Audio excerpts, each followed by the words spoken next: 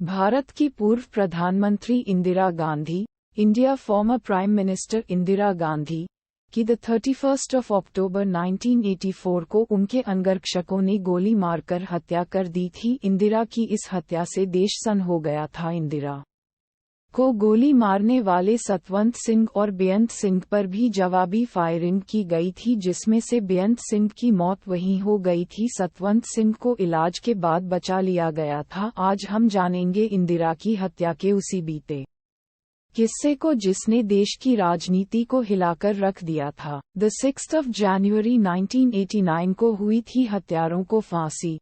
Indira killers were hanged on 6 January 1989। 6 January 1989 की सुबह सर्दी भीषण थी, लेकिन दिल्ली में उस रोज बारिश हुई थी जब दिल्ली वाले अपनी नींद से जाग रहे थे।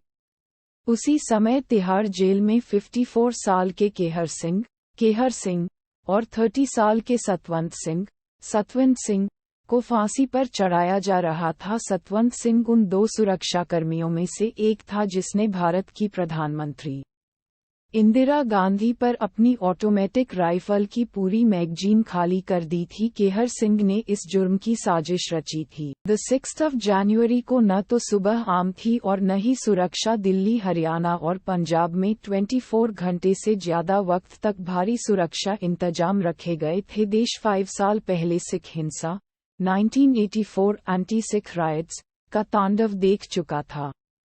फांसी के बाद शवों को जेल में ही दफनाया गया था। इंदिरा पर गोली चलाने वाले दूसरे सुरक्षाकर्मी बेअंत सिंह को वहीं ढेर कर दिया गया था। आज झरोखा में जिक्र इंदिरा की हत्या का 31 अक्टूबर 1984 की सुबह ही भारत की प्रधानमंत्री इंदिरा गांधी की सुरक्षाकर्मियों ने गोली मारकर हत्या कर दी थी। इंदिरा की हत्या से पहले और हत्या के बाद बहुत कुछ घटा और आज हम इन्हीं में से कुछ बातों का जिक्र आपसे करेंगे। 30 अक्टूबर 1984 को इंदिरा ने दिया था आखिरी भाषण। 30 अक्टूबर 1984 को भुवनेश्वर के परेड ग्राउंड में इंदिरा की एक चुनावी सभा थी। इंदिरा का भाषण उनके सूचना सलाहकार HY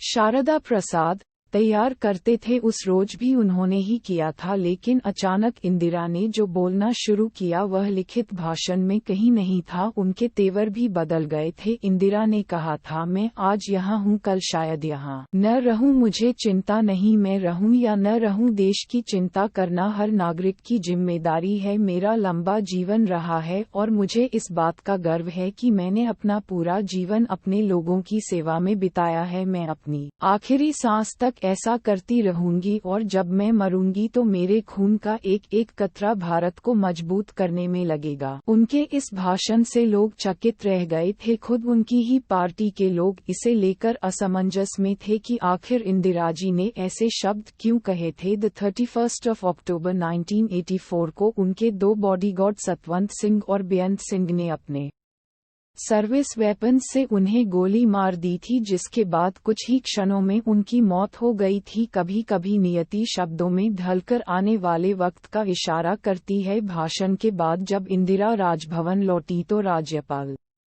बिशंभरनाथ पांडे ने कहा कि आपने हिंसक मौत का जिक्र कर मुझे हिला दिया। इंदिरा गांधी ने जवाब दिया कि उन्होंने जो भी कहा वह ईमानदारी से भरा और तथ्यों से पूर्ण था। 30 अक्टूबर की रात सो नहीं पाई थी इंदिरा। 30 अक्टूबर की रात तक इंदिरा गांधी दिल्ली में वापस आ गई थी। वह उसके लिए एक व्यस्त दिन था, लेकिन रात को वह ठीक से सो नहीं पाई। सोनिया गांधी ने अपनी किताब राजीव में लिखा है कि इंदिरा गांधी अगले दिन सुबह 4 बजे तक जाग रही थी। सोनिया को इसका एहसास तब हुआ जब वह अपनी अस्थमा की दवा लेने उठी थी। इंदिरा गांधी एक ड्रेसिंग टेबल के सामने बैठी थी। मेकअप आर्टिस्ट उनके बालों को संवार रही थी। इंदिरा को ब्रिटिश एक्टर और टेलीविजन प्रेजेंटर पीटर यूस्टनॉफ के साथ एक टीवी इंटरव्यू के लिए तैयार होना था और शाम को उन्हें ब्रिटेन की राजकुमारी एनी,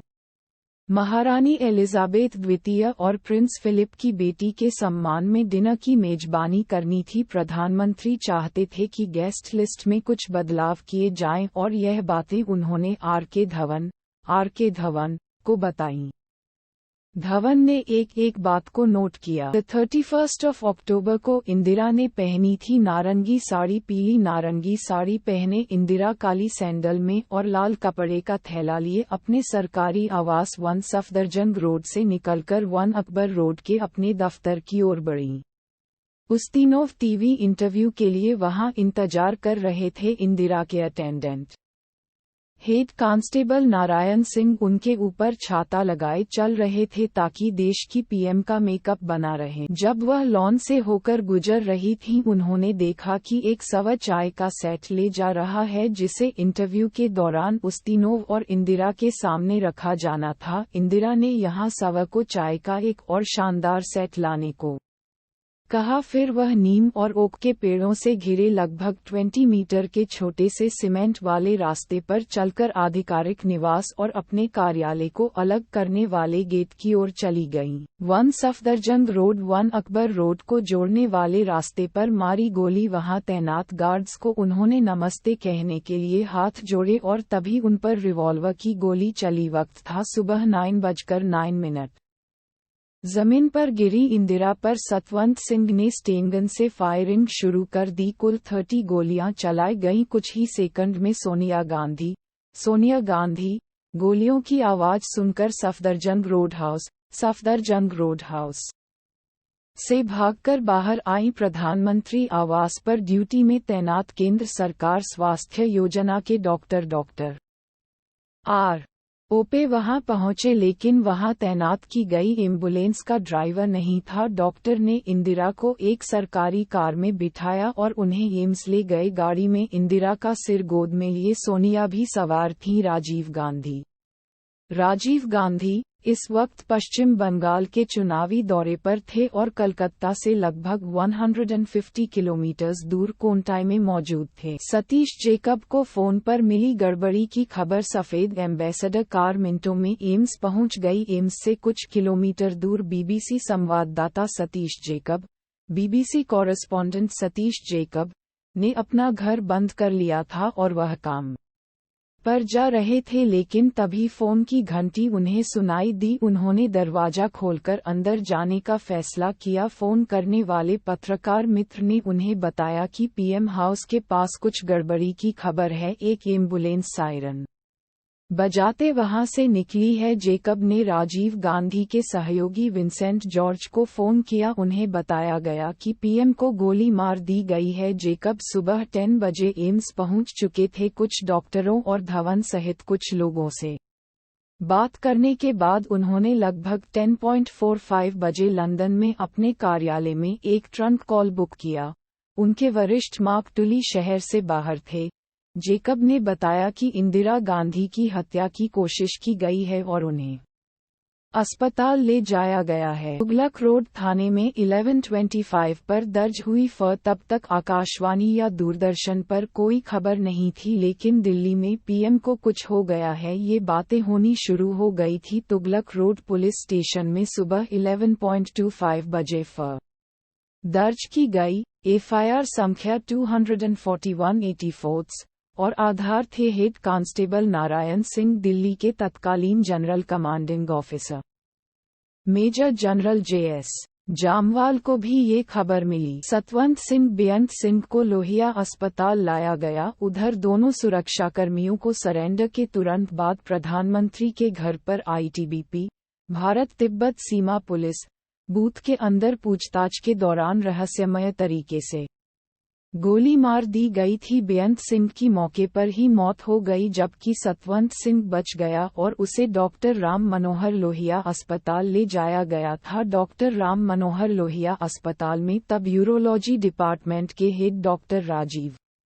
सूद ऑपरेशन थिएटर में थे। उन्हें एक नर्स ने बताया कि इंदिरा गांधी को गोली लगी है और उन्हें वहां लाया जा रहा है। डॉक्टर सूद ने बाद में याद किया कि उन्हें इंदिरा को बचाने के लिए निर्देश मिला, लेकिन हैरानी तब हुई जब आईटीबीपी जवान बेअंत सिंह और सतवंत सिंह को लेकर वहां आए। सतवंत सिंह स्ट्रेचर पर था और पंजाबी में चिल्ला रहा था, शेरावाला काम कर दिता, मैं उन्हें मार दिता, मैंने एक वीर काम किया है, मैंने उसे मार डाला है।